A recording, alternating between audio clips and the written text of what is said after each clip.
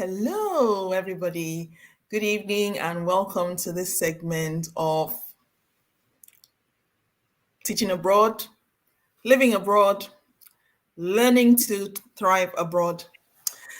I want to commend everyone for coming out on Sundays like this because it's one of those things that's it's not easy. Sunday is a day for rest, living abroad, right? Learning to thrive abroad.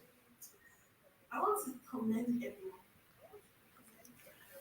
That's me trying to make sure that I'm problem solving in the background so that if it's not if it's breaking, because I watched some of our old live segments and I saw that, oh, if it's breaking in the background, and I need to be aware of that. So Yeah. I've got something in the background making sure that I can see what's happening. Right.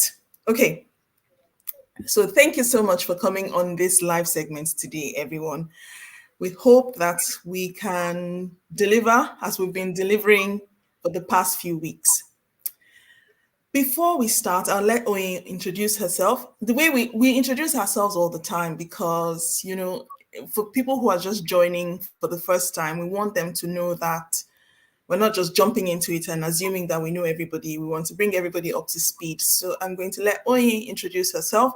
Mom is in the background. She's going to be the moderator. She's going to be responding to everybody because she's busy doing something really, really big that we'll be sharing with you guys later on. So, Oye, can you introduce yourself, please?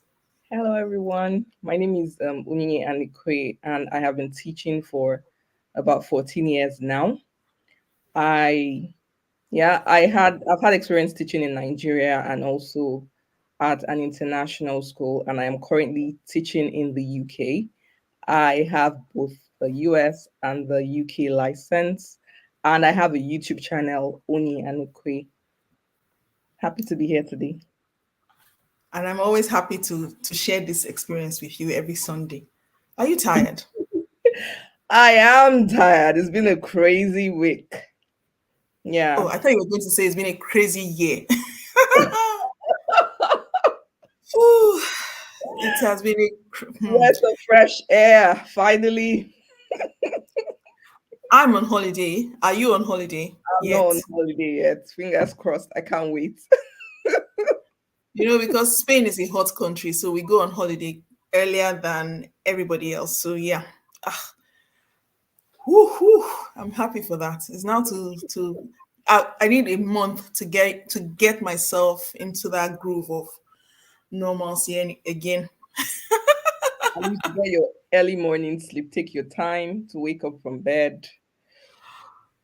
I think that ended when I had children.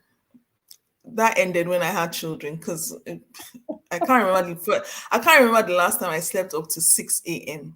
5:30 I'm up because my children were like chickens. They wake up very early in the morning, so I had to keep up with them. They're like Yeah. vampires. They don't sleep early, but then they wake up to eat, and then day has started. Then they go back to sleep. Then I'm awake. So that kind of thing. Motherhood. We didn't read the fine prints. I didn't read the fine prints. Right. And maybe this keys into, should we tease them for what we're going to do next week? Because I'm Yeah, trying to tease this motherhood part into it I now. think that's a good idea. Do you want to give them a tease for next week so that they know what to expect next week? Yeah. So next week we're considering doing something not just for teachers. Yes, for Yes. teachers because I mean teachers are also parents, right? But Yes. moving to a new country, there's a lot going on for you. And you're trying to figure things out in terms of the society, also trying to figure things out for the workplace. And then sometimes, as parents, we tend to neglect what's most important, which is our kids. I mean, they are the reason why we do what we do, right? So, next Exactly. week, we're going to be looking at ways we can support our children, especially here in the diaspora, given who they really are, their identity. Most times they are minority in the classroom, so kind of we're going to be sharing tips on what to look out for. So when your kids come home and say certain things to you, should you just wave it aside, or do you need to be paying more attention to what your kids are saying, having more conversations with them. So this is not just going to be helping teachers alone. Every mother, every father, in fact, every person who has just moved abroad, no Everybody. matter the country where you are, needs to be a part of that conversation. Exactly. Exactly. Right. So, guys, next week, please, uh, we want to see, but we'll make sure that there's a high table, there are chairs, there's everything for everyone to sit down and actually contribute to that one, because it's going to Yeah, be, in my spirit, I can feel like it's going to be powerful. yeah, Okay, is. back to today's one. I would You like, haven't before we start. introduced yourself, babes. Introduce yourself. Oh, okay. They know me.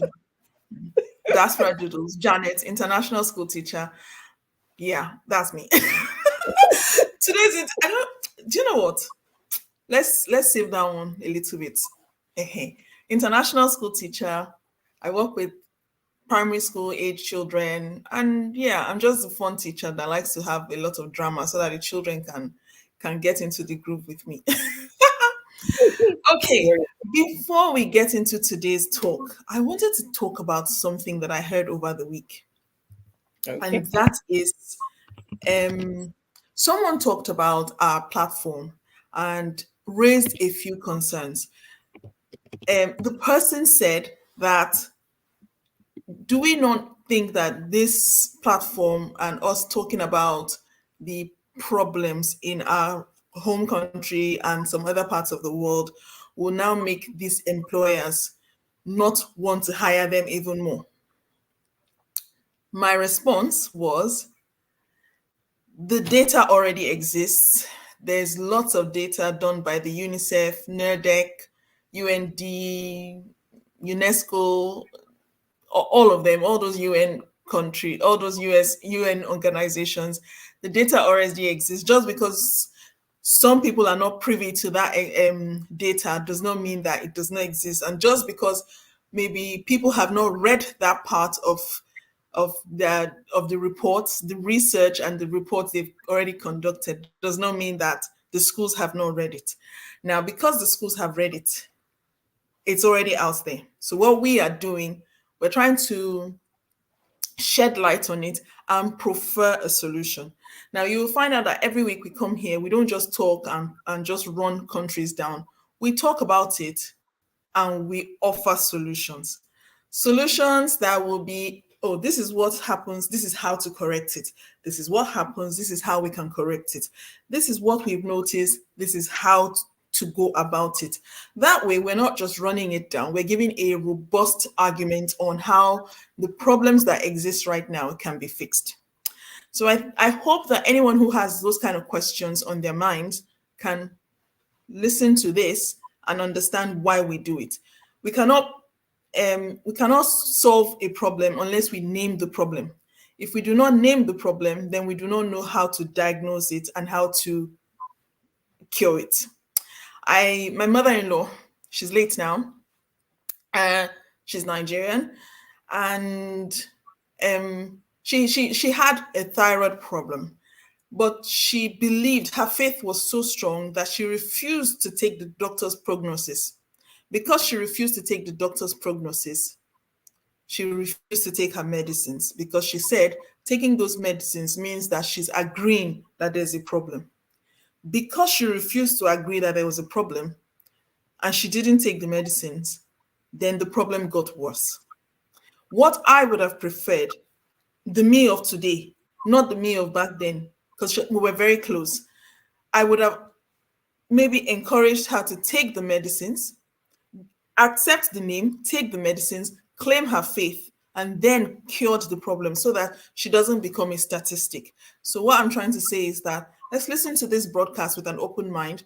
Stop dwelling on the problems. Instead, look at the solution so that you'll be one of those that you'll be the good statistic, so that whatever reports people have had on the countries that we're covering in our broadcast or in our live shows, you will be one of those that will change their minds because you have listened to this broadcast.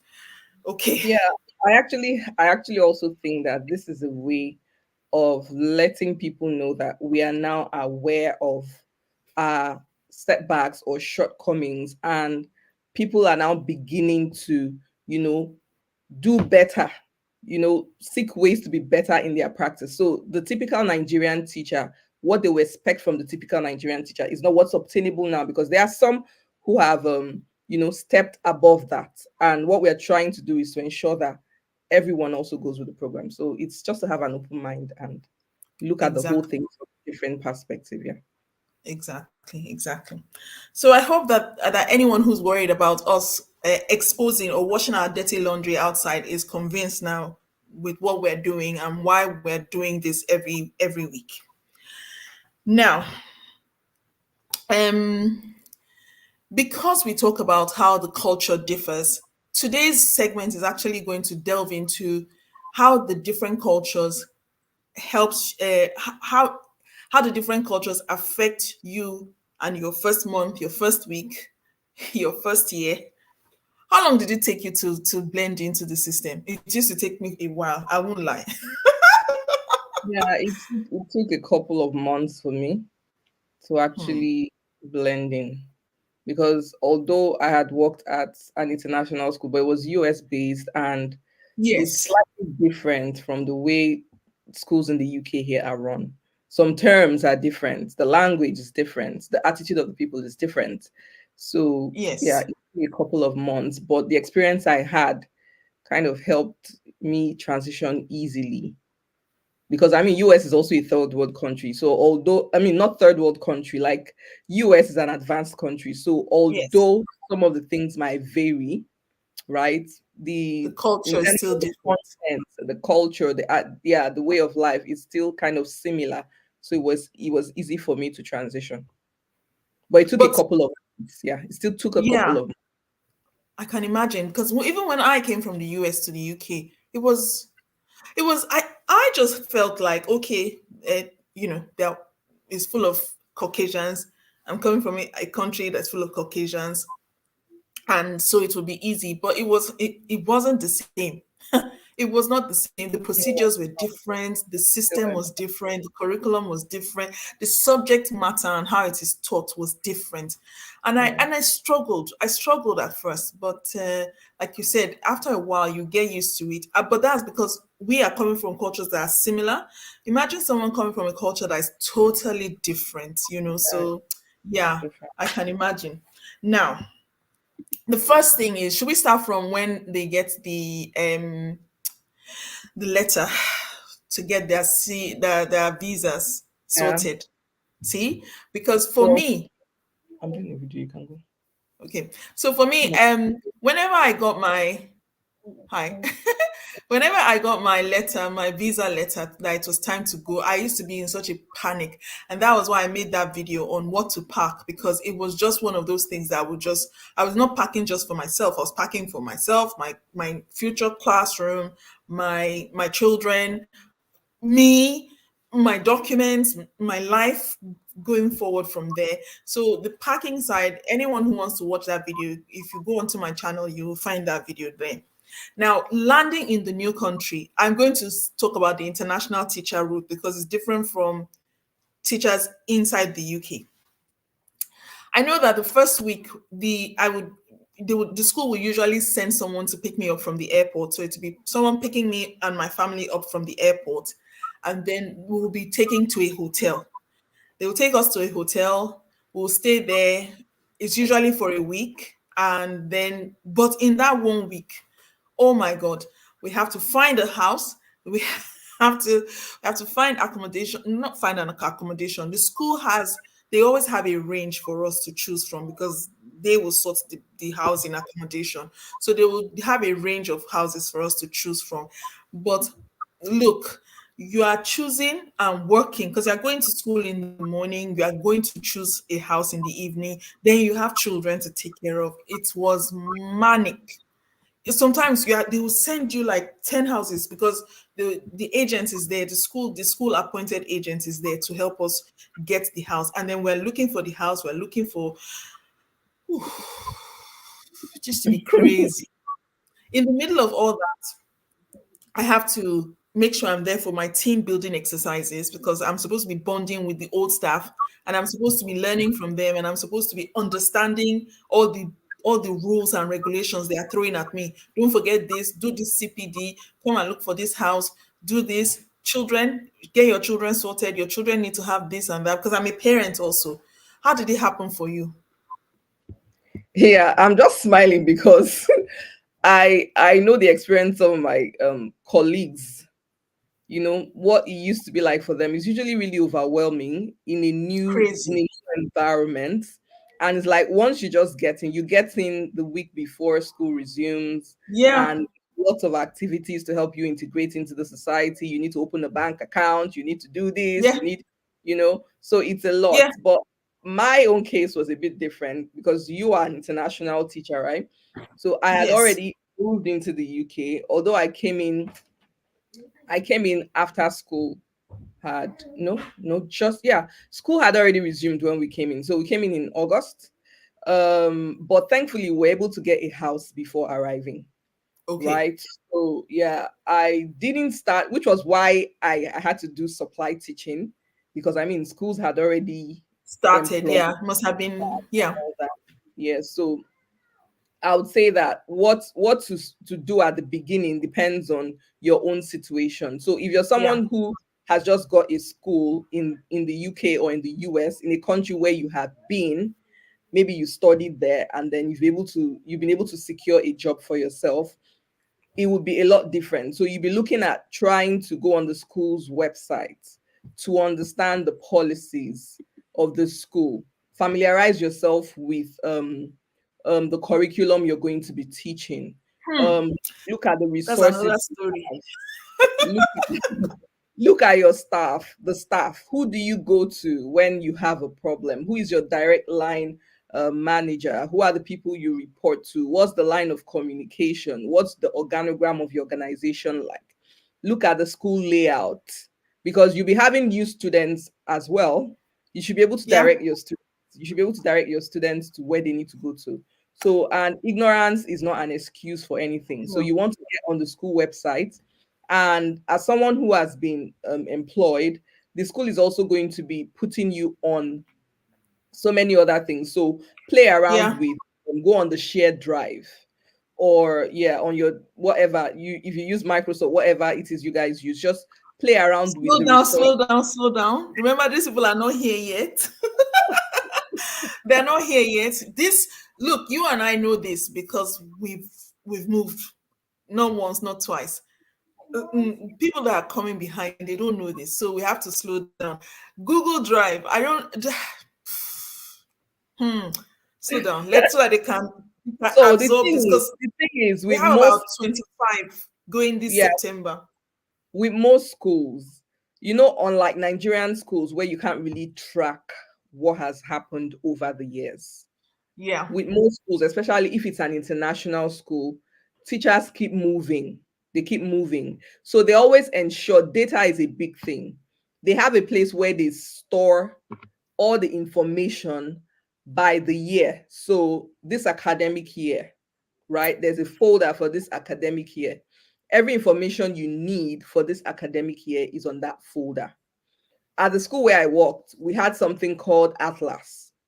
On Atlas, you're going to find everything that the previous teachers before you taught, right? So you Yeah. can go through Atlas and have ideas of, oh, this is what this person did in the first week of school. These are the kind of activities they did. So these are resources that you can use to help you, right?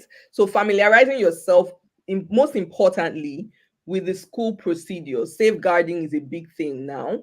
What are the Ooh. safeguarding procedures? How do you report safeguarding issues? Who do you report to? Who are the heads in the school? And what's the scope of each person's job? So to know who to Jobs. go to. Yeah. What is the map of the school um Organogram. Yeah. organogram? Who do you report to? Who do I Yeah. report to? Where the locations of things in the school? Where is the PE area? If kids have to go to a different place for PE, where is that place? If they need to go to a different place for art, where is the art room? Where is the music room? All these things are things you need to familiarize yourself with who am I going to be working with. So who is the next teacher in the same, Exactly. that person is also a good resource. Because one thing about teaching in advanced societies is that they want to ensure that, unlike, we like competing, right? But this is healthy competition now. You have to be in sync with whoever you're working with. Yeah. So, I mean, there shouldn't be too much difference. You plan your lessons together. So the only difference could be in the delivery, because both of you are two different individuals. So that's a good time to begin to build rapport with the person you're going to be working with. Who is your TA going to be? So all these are the basic things you need to be thinking about. Yeah. And on your own, if you think that there are areas that, like in my first year of actually running a class, I had to sign up for a program. The school didn't have to pay for that, but it was during COVID I started. So, and I knew that the experiences I had gotten from working with other teachers, because I started as a TA, is going to be a bit different. We've never had COVID. Most teachers had never really taught online, like full classes Yeah. online. And this person was organizing a training to help teachers online. So I had to quickly sign up for that course during the break to also help me. So these are things you should be, thinking about. Are there trainings I need to do, get used Oh, to? not are they? What are the trainings I need to do more like? So Do you holidays are know? a good time to do your PDs or your CPD, depending on what you call it. Yes. Oh That's a good Lord. time to I've already identify done 3 of them now. areas you think you need to. I mean, you need to be honest with yourself. What areas do I need help? What areas do I need support? Yeah. Take those PDs. Yeah. So for me, that's the first thing I'll do, is to get used to the environment I'm going to be spending my next 1 year in.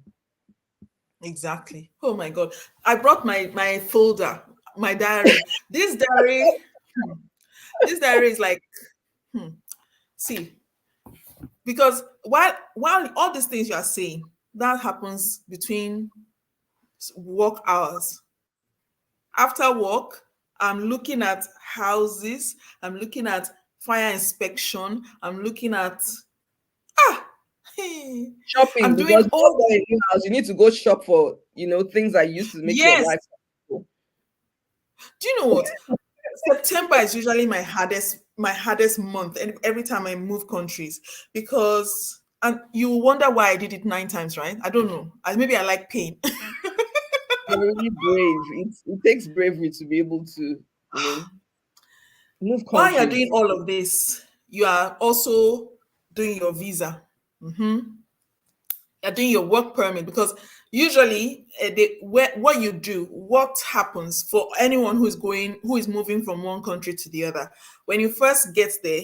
Oyin is one of the lucky ones. She got there and then she did her paperwork. For someone like me, I'm finishing from one school while and I'm getting myself ready for the next school in the next country or the next continent. So I'm submitting things to the next school, but I'm tidying up in one school.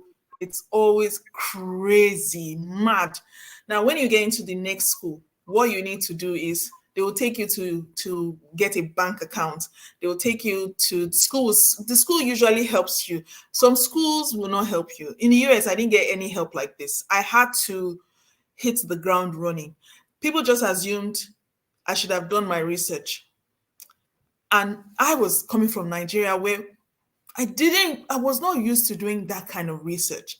I was used to someone holding my hand and telling me, okay, do this, do that, do this, do that. And there was nobody. So it was hard. But I'm hoping that today's live session will help all those that are going to be moving. Now, if you're moving, you have to be sorting your visa, because when you enter the country, they give you like a 3-month visa. They call it an entry visa. So if you're applying from your country, you get an entry visa and it lasts only 3 months. When you get into that new country, you will exchange that visa for a work permit. It's bringing PTSD. It's tedious. Okay, bringing PTSD, because not because you find out that you need this. You're Nigerian, or you need to get it from Nigeria. But I'm not coming from Nigeria. Well, you have to get it. I'm coming from, let's say, for example, I'm coming from Oman. I don't have that access. Well, you need to send someone in Nigeria to get that done. A good example, police report. Let's Thank have God it's five done minutes. online now. It's actually done online now. You can. Let's have a minute silence for that police report thing.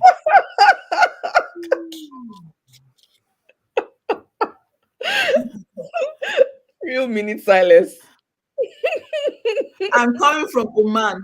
I'm moving to maybe Australia. No, no, I moved from Oman to I went to the Norway. So it was. Do you understand? And Norwegians, their own things. They want it by the book, and I'm thinking, okay, but that country. This is me. My Arabic wasn't even strong. Now, then it was still Shuaya Shuaya. I was like Kalami Arabic Shuaya Shuaya. I was not even talking. See, so I'm calling people in Oman, telling them, please, I need an updated police report. And they're telling me, you need to come back to Oman. Meanwhile, Norway is saying, without that police report, I can't go into the classroom. My work permit depends on me getting that police report. I'm in between two countries. Then they tell me, but you're Nigerian, you need to get one from Nigeria. I've not been in Nigeria for the past few years. In fact, I can't remember the last time I went to Nigeria. Yes, but you're Nigerian, you need to, is the bureaucrat, is the red tape. So I'm advising anyone who's watching this now, wait until the last, and your police report needs to be 3 months or less. One. So do not do your police reports until you know that your visa is sorted. Don't do it as soon as you apply for your visa, because if you do that before you apply for your visa and it delays, so do your police report last minute and then collect it on the plane, go to the new country because the new country needs it. The Ministry of Education in the new country will not sign you off. You will not start until they have that police report because part of their safeguarding. Then you get that, you have to get your visa sorted because you have 3 months. But don't think, oh, I have 3 months, there's time. No, there's no time because you are decorating your classroom as well. You're preparing for your parents' meeting. You're preparing to meet the children. You're preparing all the books because I don't know about your school, but my school, we used to go to all the schools I've worked actually. You have to go to the storeroom and go and collect your allocation for your Yeah. class. Yeah. So all the children's books, all the children's stationery, all the charts, all the everything. You are constantly on the run. I don't know how we even survive that. We're still mentally stable at the end of this journey. Honestly. And then you will get home, you're not shouting at your children. I had two children, and for a while I was alone with the children. I was traveling with them alone. So I'm mom and dad at the same time, and I'm traveling with them, and I can't shout at them because it's not their fault. Poor children, I'm the one dragging them around the world. So you're frustrated because these people are asking you for one thing, the other people are not. No two countries are synchronized, even if it's America and Canada, or sorry, even if it's the US and Canada, or the UK and the US. You think that these cultures are similar. Bureaucracy is different in all these countries. So yeah, gather strength and get your. Then you Yeah. need to get your. If you are sorry, if you are international like me, you need to get your uh, insurance, health insurance. Oh, another 5 minutes silence for that. See, oh yeah, I'll just let you continue before I discourage people so that people don't think that I'm trying to discourage them. I'm just trying to let you know that you can do it. If I am still standing here today and I'm encouraging you to get into teaching after doing it 9 times, 9 countries, you can do it. One step at a time. What's that song? One step at a time.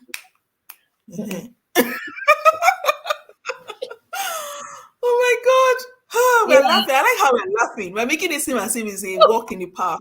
Okay. Yeah.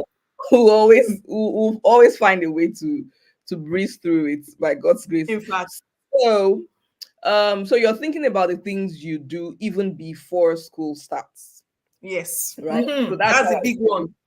before and then on the first day, because I feel like that first day, I mean, you don't get to really sleep well because a lot is going on No. in your head.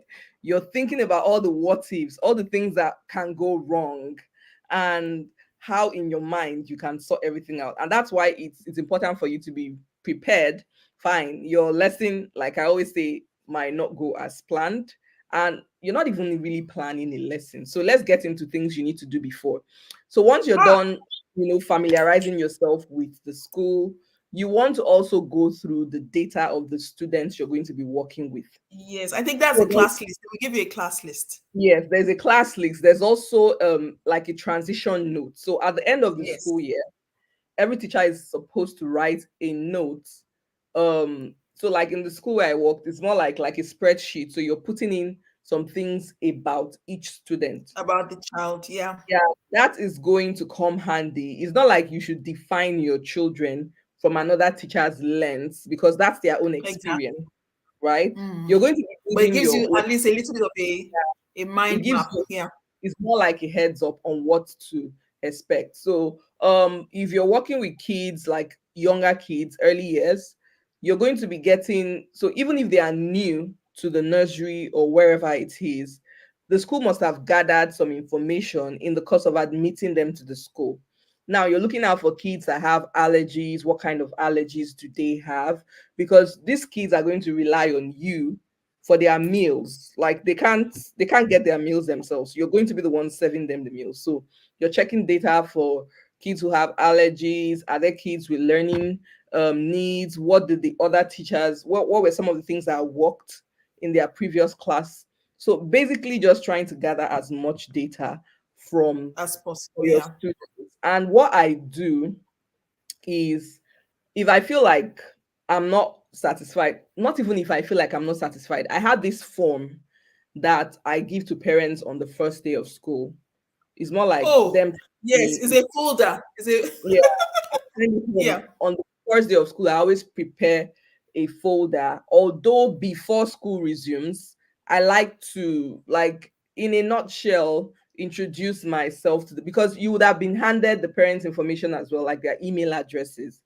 I like Yes. to send an email like To the week, introduce yourself. the Yeah. week before resumption, to just introduce myself, let them know. I mean, I don't want them to be seeing me and learning my name for the first time on, when they are dropping their kids off. So a short Yeah. introduction about myself. And then I always also let them know the items that they need to bring in for their kids, because some of them are Yeah. new, some parents are new to the country as well. So Yes. are you buying hot lunch for your kids? Do you want packed? Are they bringing packed lunch? Oh, we don't allow fizzy drinks, not like Yeah. saying we don't allow fizzy drinks. Instead, in a positive way, like send your child with healthy food. Encourage them to sort of, You know, yeah. yes, Yeah. we need change of clothes for the younger ones. Put label in a labeled bag. Put extra clothes for your kids, so that they can use it when they have an accident. If they have like a blankie, we always like to collect, at least each child has a blanket in class, because we have Yeah. time where they get to sleep and all that. And yeah, basically introducing myself, letting them know what to expect. And then for the Yeah. little ones as well, letting the parents know that their kids can be safe, more like a small letter for the parent themselves too, because sometimes you Yeah. realize that the parents struggle more than the kids. That separation, separating from their kids, especially those who haven't been to school for the first time. I always like to Especially attach, when you are black. yes, on tips that can help parents to, let go, just drop the kid off, Yeah. hug them, but have a conversation with them. Let them know that they are safe with the teacher, and then you're going to come back to pick them. Stuff like that. Yeah. Just for first time parents on how they can separate from their kids. So these are information I send home in an email even before school resumes. Then another thing I do is to set up my classroom. This can look different depending on what age group you're teaching. So if you're teaching secondary, of course, the secondary classroom looks different from the primary classroom, and even the EYFS classroom looks a bit different Different. from the primary classroom.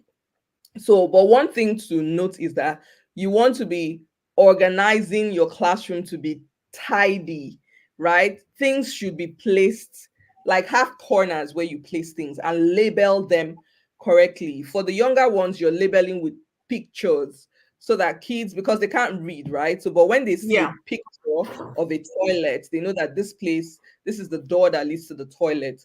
This is the math center. This is where the computers or iPads are kept in the classroom. Yeah. This is the reading corner or the library in the classroom. This is the math center, stuff like that. Label where they put their bags. You should be labeling the names as well. So when you The come, when cubby they holes. Yeah. they see their names and then they know that this is where their items go. So you're thinking about how you want to set the layout of your classroom.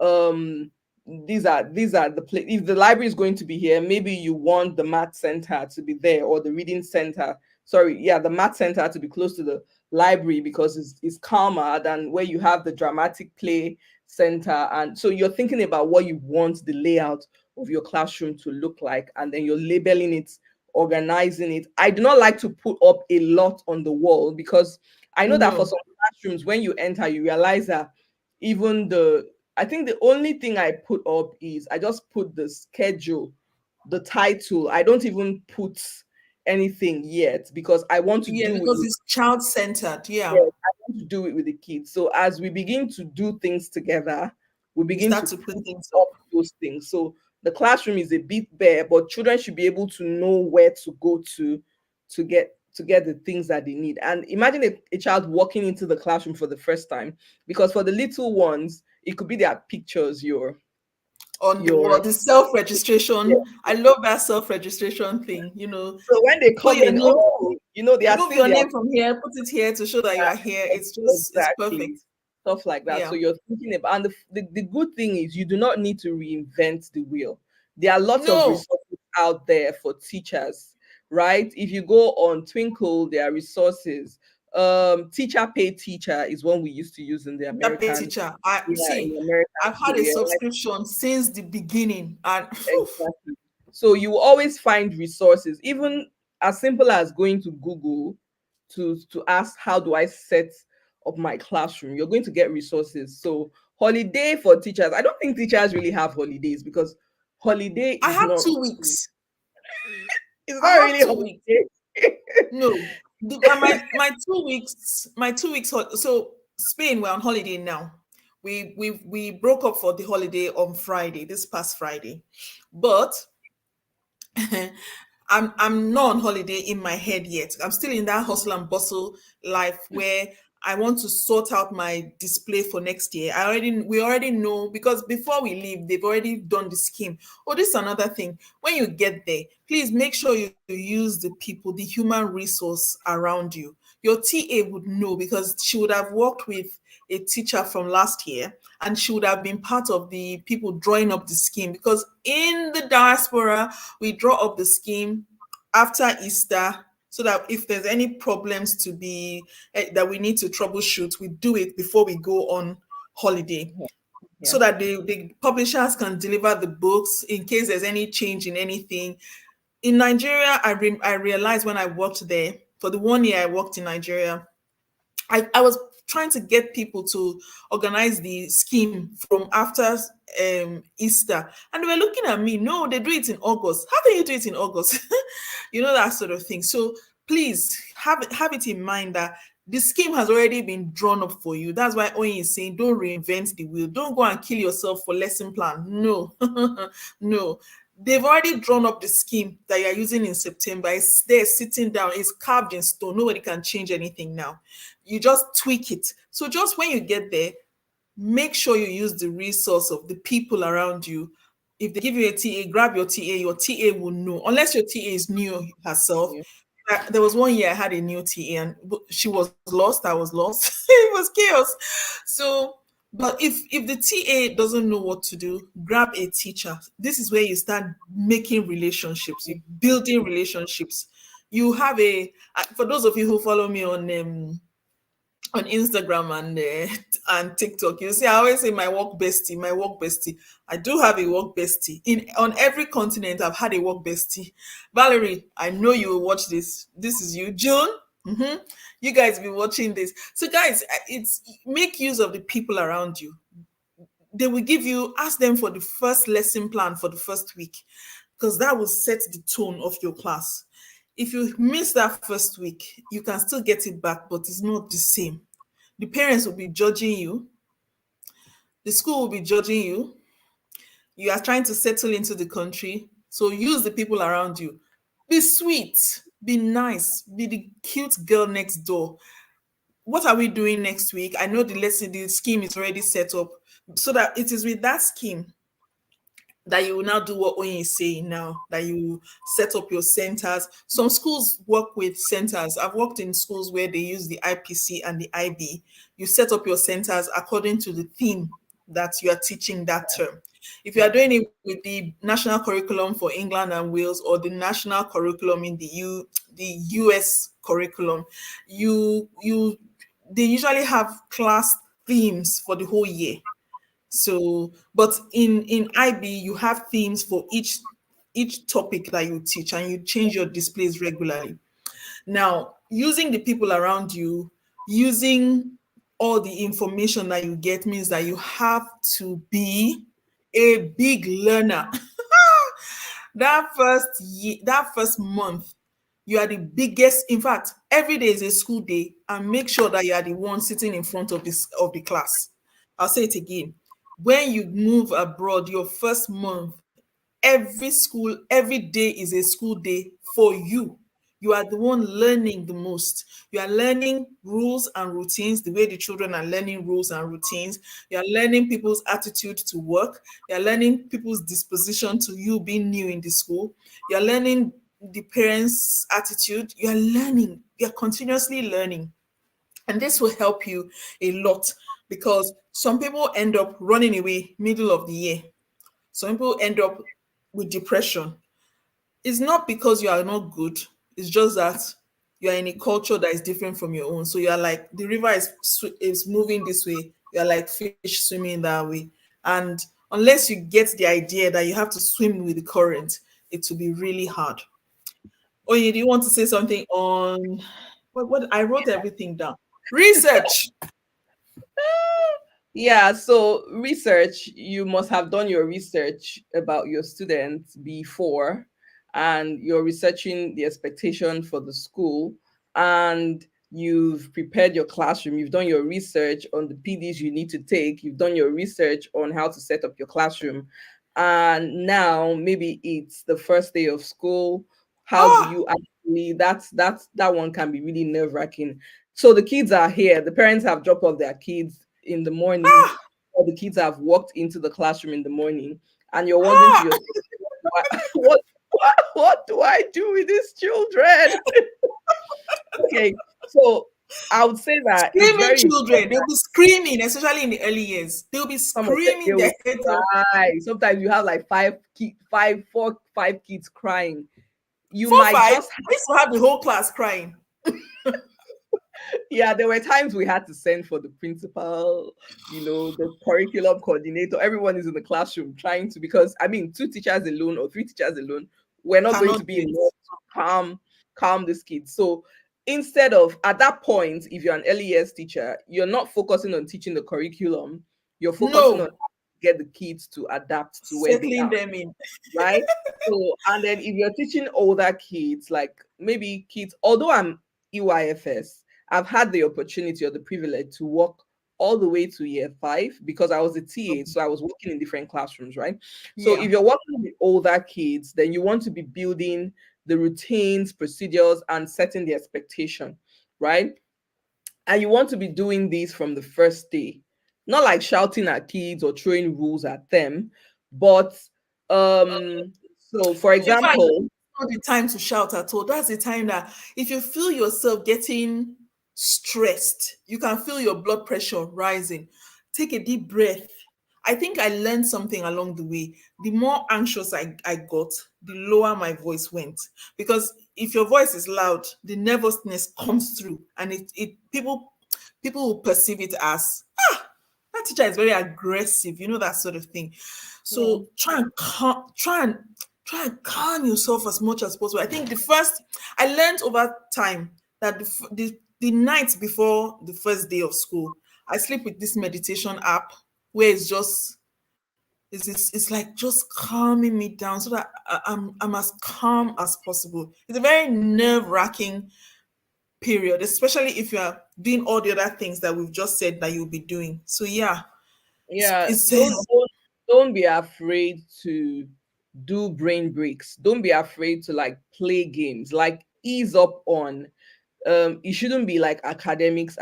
So you're no, building, think about how you want your kids to walk into your classroom every morning, right? yeah, Do you want them to line up?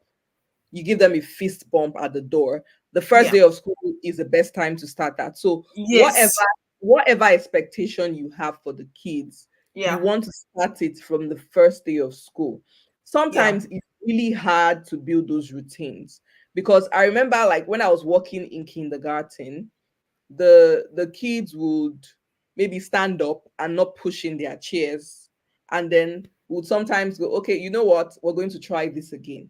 Now everyone needs to yes. go back and sit down. Kids Don't be sit down. afraid to do that, please, in your You first week. keep practicing. Sometimes it could take more than 1 week. There were times the teacher spotted that most kids were not, closing their markers and putting it the way she wanted them Way, to do. Because yeah, some of them have been in a different classroom and the previous teachers had their own expectation. Now, exactly. your own expectation might be different from that of the previous teacher. So you need to be letting them know what it is. And a subtle way to do this was to read books, right? So you read a book that aligns with what you want the Yeah, kids to do, and then you guys now have it as a conversation, right? yes. So then how do we close our leads? Why do we need to close our leads? The kids are brainstorming.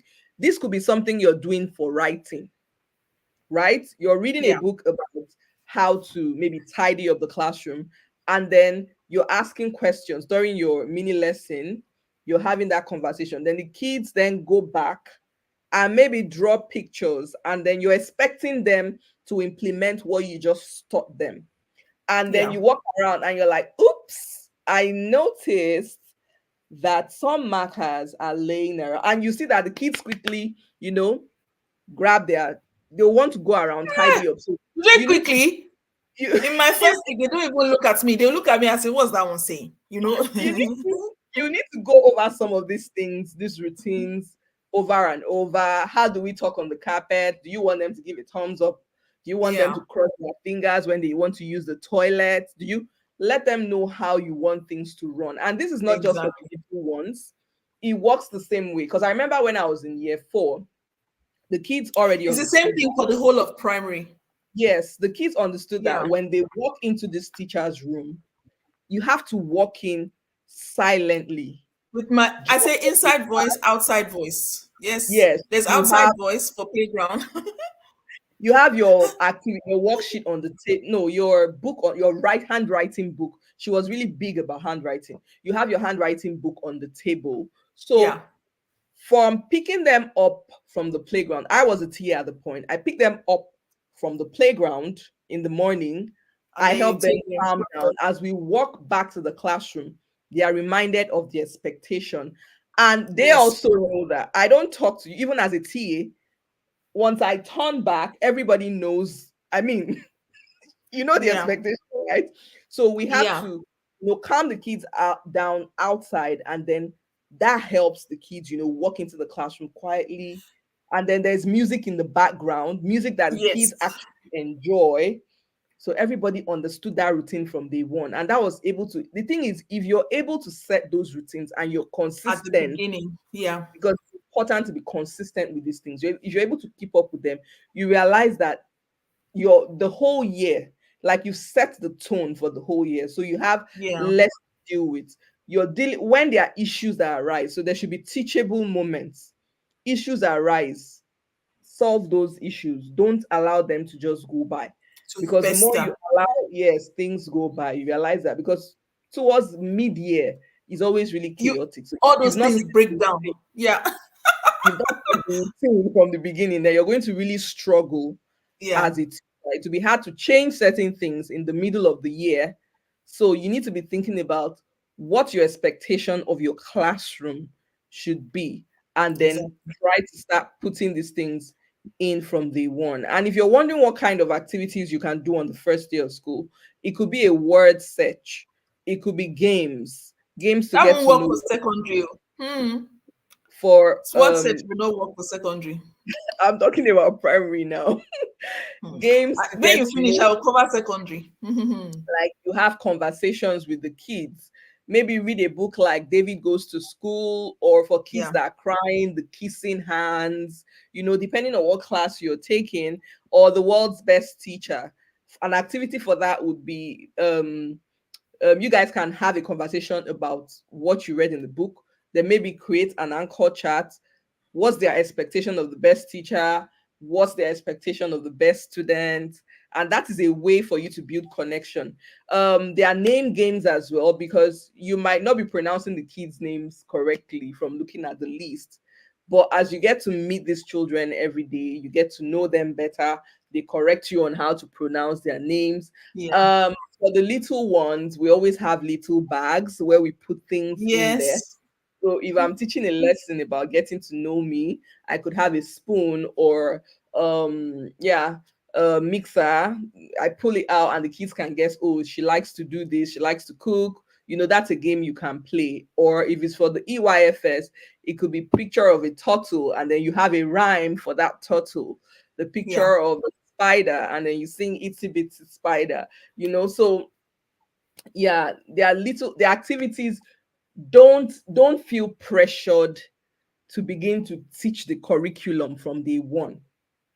Just Some understand that. schools, some schools will try to pressure you. I've had schools where they try to pressure me, because remember, every school, the culture of every school is different. I've had Yeah, schools where they try to pressure me. Johnny, what are you doing? You're supposed to be teaching this week. This is what we are teaching this week. Remember, they've already drawn up the scheme before you came, and they don't want, especially if it's a two form entry school or a three form entry school. Two from entry, three from entry just means, you know how we will say JS1A, JS1B, yeah, JS1C. yeah, So if you're in a school that has JS1A, JS1B, JS1C, over here we say it's a three form entry school, or arms or something funny like that. So in case they have arms in a school, they don't want parents to start complaining, because if they have twins, for instance, they don't put them in the same class. They want them to have individual experiences. So they will put one twin in one arm and the other twin in the other arm, except the parents insist. Now, if you have something like that, that means there's already competition. Or sometimes there are cousins where one cousin will be in one arm and the other cousin will be in the arm, and so they are comparing. So some schools want you to, they don't want the extra talk later on. So they try to make sure all the teachers are teaching at the same thing at the same time, so that there's no too much comparison. What you can do if you're in that kind of situation where you have been almost coerced into teaching from the first day, try and incorporate a lot of PSHE lessons into your routines, so that PSHE, physical health, and was social education. So incorporate a lot of PSHE into your lessons, or what they call civics into your lesson. It is in the civics or the story you choose for whatever. If they are telling you to choose something, maybe you are supposed to start with verbs for that week. Make sure the story you have also has a moral that hits on that thing you want to teach them. It could be, we are doing verbs, but the whole story is about how you should line up properly in the class. Okay, choose the verbs from. So you're still teaching what they're asking you to teach, so that you don't get in trouble. You don't want to be the teacher who comes in at the beginning of the school year and you're already doing something different, like you're a vigilante on your own, that sort of thing. Another thing you need to be aware of is that different schools have different ways of behavior. So you might have that as your, at the back of your mind, or you say you have watched Oyin and Janet, they've talked about the behavior, but the school has a different behavior policy. Please try and keep in touch with the school's behavior policy and sort of marry what you've heard with what the school is doing, so that you don't want to be the one causing friction at the beginning of the school year. Because if you start causing friction at the beginning of the school year, please don't forget you're coming from a different country, so you're an outsider. You're coming from a different culture, that's another outsider. Parents might not be predisposed to seeing someone like you in the classroom, that's another outsider. So you don't want to wind people up and get their backs raised up from the beginning. You want it to be seamlessly, smoothly done, but without losing yourself in the process. So I hope that that part of it is clear. Because I've had schools that will tell me, no, you have to start teaching what is on the scheme from the beginning. And I'm like, but I need the behavior to be sorted. If the behavior is not sorted, it will not go really Yeah, well. I feel like you can actually integrate, like it can go hand in hand, because Yeah, in the course of teaching, that's where spotting the teachable moments come in, right? And no matter what, your the classroom is still your classroom, right? You have the curriculum, but you then know how to deliver these things. And that's why morning meetings are, for me, is a must. For very crucial. Oh my God, we didn't talk about morning meetings. morning meetings is a must. So you're expected to start teaching from the first day. That 15 minutes every morning you have with the kids, it is a good time for you to have those conversations, right? No, I thought you Yeah, were talking about morning meetings with the team, not with the kids. no, I'm talking about morning meeting with the kids. Okay, With the because there's team. morning meetings with the team too, and that's very crucial. Some people think that it's not important. Yeah, you actually have to meet with your team. It's if you have a morning meeting to attend, because it's not actually all schools that do morning meeting with team. Like in the school where I worked, morning meeting was with the team was not a thing. But then it was mandatory for us to collaborate, which is like the thing you talked about, like you're expected to the school was a bit flexible on how allowed you take ownership for your room, right? Ah, You that's knew what America. you knew what you know where you're heading to at the end, but they were really big about the child on the chair. That they always talked about the children used to be their focus. So Yeah, they tell you at the beginning of the year, ease in gradually, and then you have to be working with your your pair, the person you're supposed to be on the same you're class. paired with. Yeah, Yeah, so there's always a day of the week where you meet to plan activities for the next week. So although this is the standard, we still I mean, although this is the curriculum you're supposed to teach, we're allowing you to go with the needs, like listen to the children, observe them and know what they need. But that is not to say that you should now, because they are checking on you as well to know how things are going. They're coming into the yeah, classroom, pushing into the classroom to observe you with the kids. And yes, so if you're working collaboratively with your peer, then you're planning similar activities. We would print the same worksheets. It's just how you deliver it. That is the yeah, thing. But if you're like Jay said, working with a school that's feels like you need to be doing this thing, you find a way to also ensure that you're listening to the kids and meeting their needs while also teaching. Like you said, you're teaching verbs.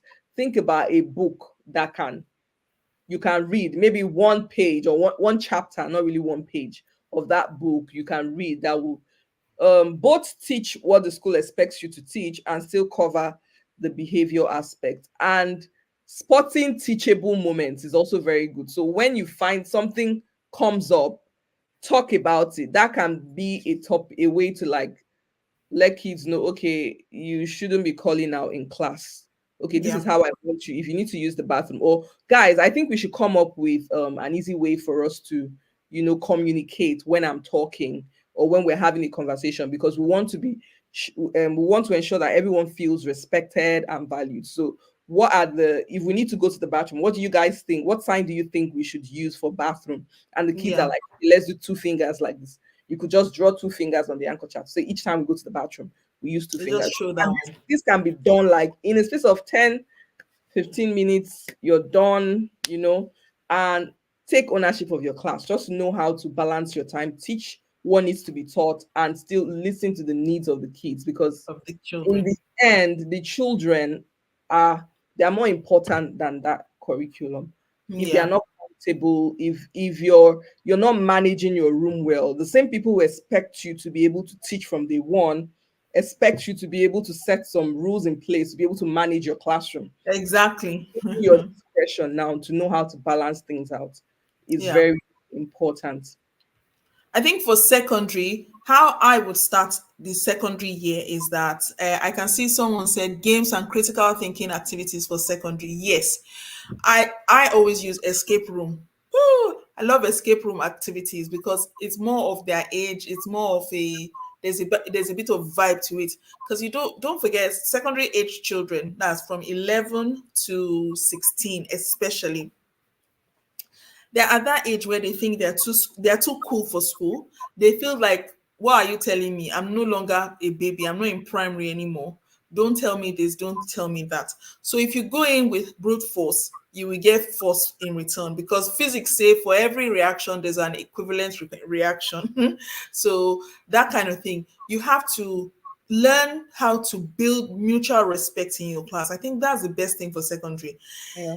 Build mutual respect. If you set a rule, you are following it too, so that they can see that you are not above that rule.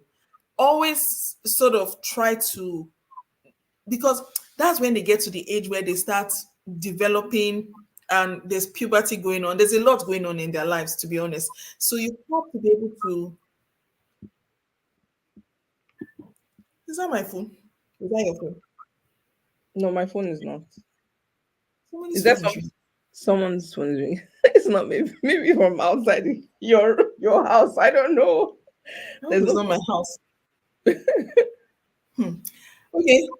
I wish I could stop it because it's starting to wind me up now.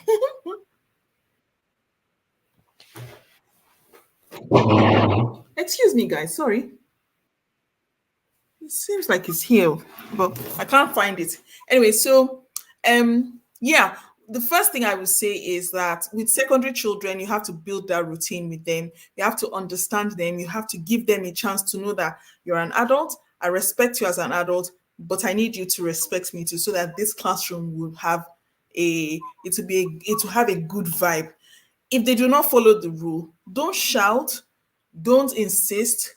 Wait, just keep quiet. As in, I'm waiting for you. Remember, we need to make this classroom a conducive place for learning.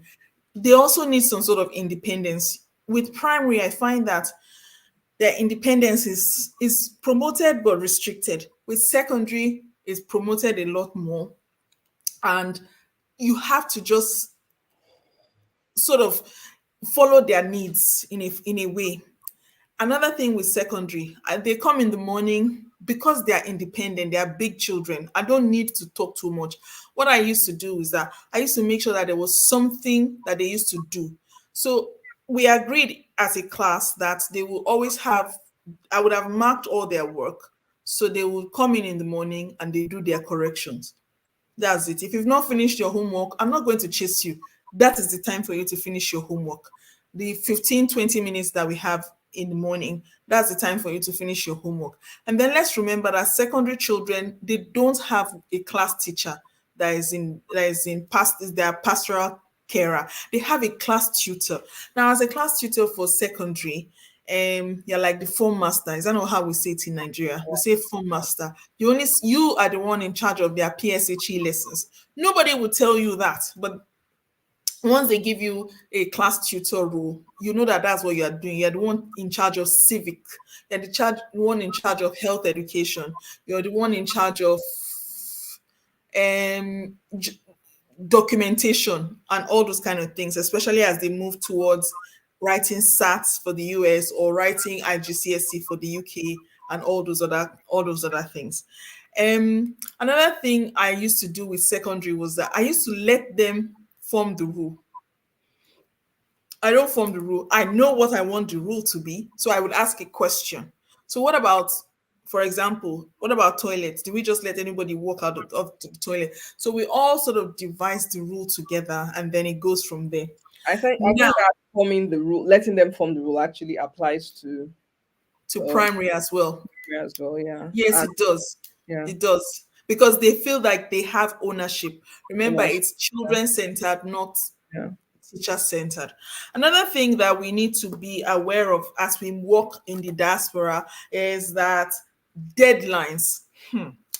Nobody will tell you about deadlines. They believe that you're a professional and that once they've said it once, in fact, one of the things I want anyone who's going to work in the diaspora to have in mind is that when you go and work in the diaspora at the beginning of the year, they give you a calendar.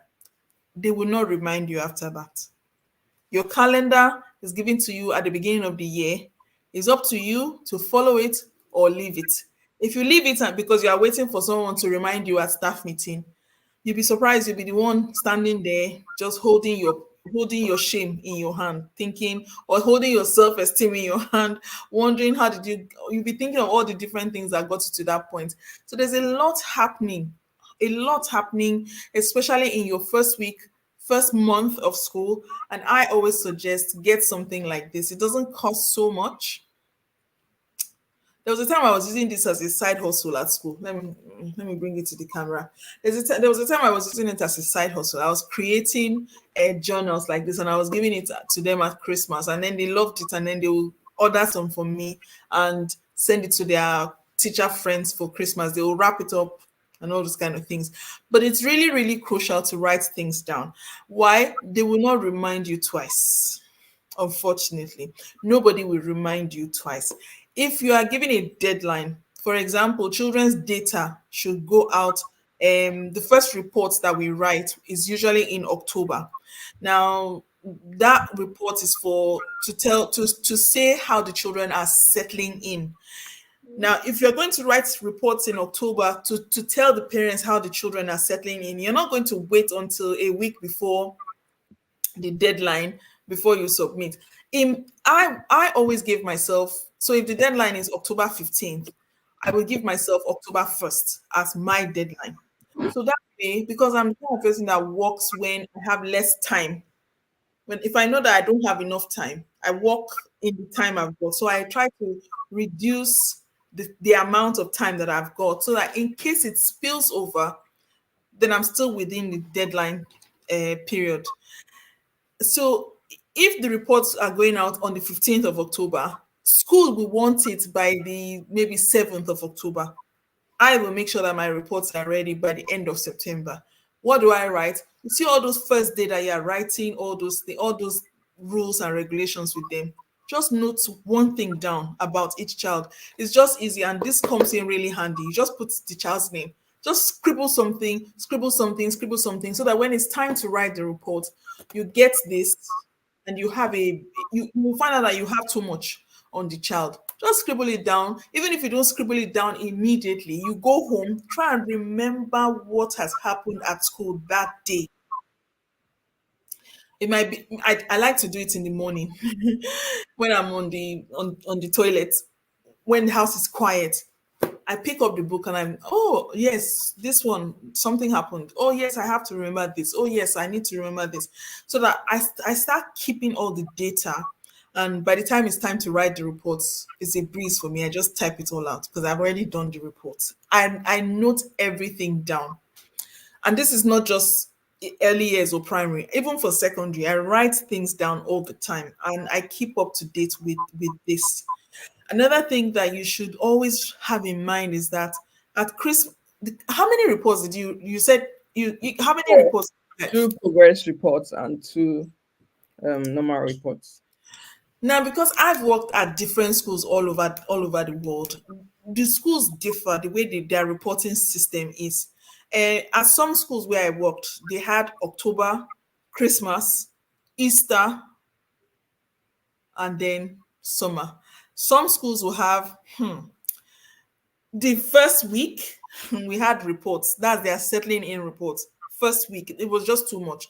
So they will have first week, they will have midterm break reports, then they had Christmas report, then another midterm break report, then Easter report, then another midterm break report, and then final report. It was crazy. And what helped me was all the things I used to write down. I didn't used to struggle. For those of you who are going for early years, please, from the first day, grab your TA and love your TA or whoever it is that is working with you. Let them take, even if the children are scratching their hair, take a photo. Even if the children are whatever they are doing, even if they are just sitting down looking, take a photo. You can then sit down at the end of the day and go through those photos and link it to the EYFS objectives, because you need three pieces of evidence.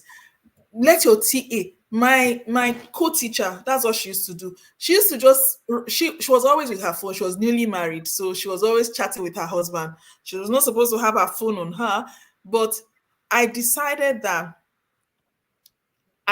our friendship needed to build, to bond. So she used to hide it under the table, thinking I didn't see her. I let her go, but I in exchange for something, you can take those, you can be chatting with your husband because you guys are in honeymoon phase, but please just raise the phone a little, or raise the iPad and take pictures of the children.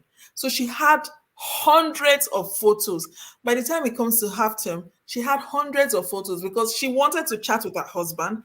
I allowed her, which is why I'm saying try and have that thing with secondary too. It's a give and take relationship. Same thing with your TA. Have a give and take relationship. You know she's doing something that she should not be doing, but you need her to do something. So tell her to take as many photos as possible. Then you sit down, and then reporting becomes easy for you. Oh, you do you have anything to add while I look at my book for any other thing that I need to add before we round up this evening? Yeah, documentation, just like you said. I One thing I used to do was, so the first pictures they would draw in class, because I taught pre-K and kindergarten. So their first picture they draw, I keep it. Maybe the first piece of writing they do, I collect it, and then I maybe the first partnership conference I have with the parents, or as they progress, Yes. we can then compare, as in it's easier to see the growth that kids have made if you have like their work. So imagine a child coming in and the first day all they could do was just to, use the color to scribble, and then by mid-year they're already drawing meaningful pictures, and maybe towards the end of the year they're already adding words to their pictures. The parents can see firsthand the progress, even if in their mind they feel, oh, my child. But once you bring those piece of evidence, it's very clear that this child has made some growth. And then another thing I like to do is take first day of school pictures. So I always have Yeah. like a board Yeah. that will Yeah. say my first day of school, and parents always love to Oh, have it. yes. So That I brings take me it. to something. Parents. Parents, look, if you can get the parents under your armpit from the beginning, Yes, you have a yes, smooth year. exactly. What I always do is that, like what you did, where you have the before and after. I show when they come into my class, and then I take a picture towards the end so that I can do it before. Oh, look at you when you came in, and look at you now. You know, that sort of thing. I had this thing where I used to send notes home, even for secondary. I will send notes home if the child is good, so that the parents do not only get, oh, your child has done this today, oh, your child has done that tomorrow. It will be as if kilo day. Is it only my child? Well, why is the child so bad? The child was not, and that's when parents will start to say, yeah, but the child wasn't that bad in the other teacher's class. Why is it that it's your class that the child is bad? So please make it a habit. Catch them doing good, send a message home. Let the parent know that, oh, today the child is good. So that when you do send a message home, which will happen because they are children, they are not invincible, they are not perfect.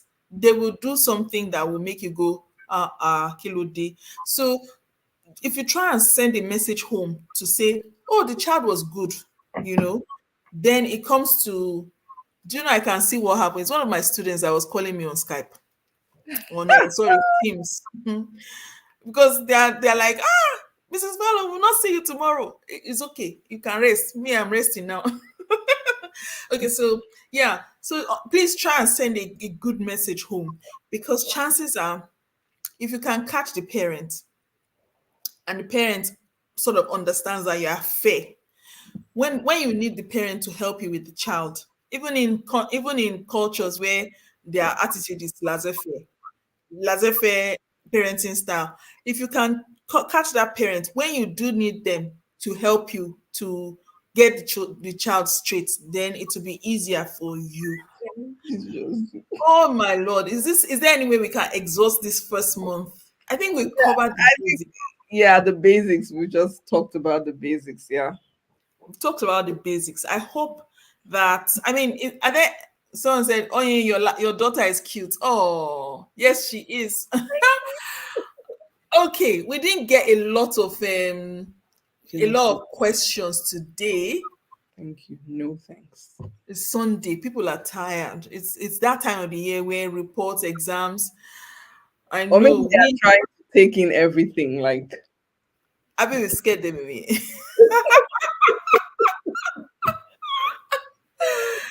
Ruben said, hello everyone. Fab videos, thank you for the information. Mommy, thank you for helping me for helping us answer all their questions. Well, we can see her. You can't see her because you're all on the other side of the screen, but we can see her. We know what she's doing.